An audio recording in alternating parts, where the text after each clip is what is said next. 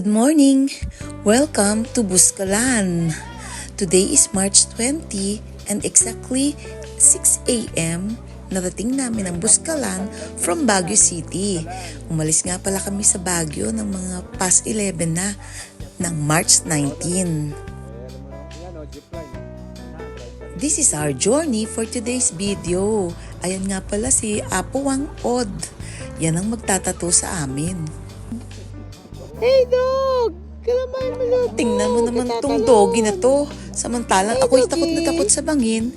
Oh, Siya, diba? Hindi siya relax na relax natatakot lang doon. sa gilid ng bangin. Ayan siya, oh.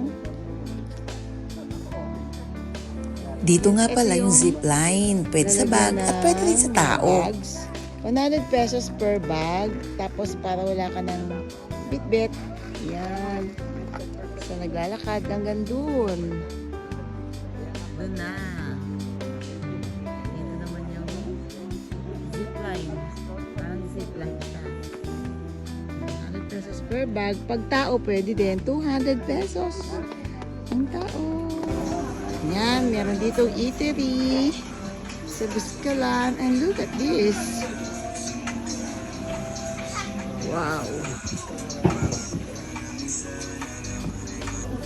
Bili na muna si Habi ng tungkod ko. Asan yung tungkod mo? For 40 pesos per tungkod. Ayan. Apo. Wow. Ito ang aking tungkod. Kailangan na kailangan yung tungkod para hindi tayo mahirapan sa pag-akyat ng bundok. I love Apo Wang Od. Yan guys, may nakasulat pa na I love Apo Wang Od. Souvenir na din.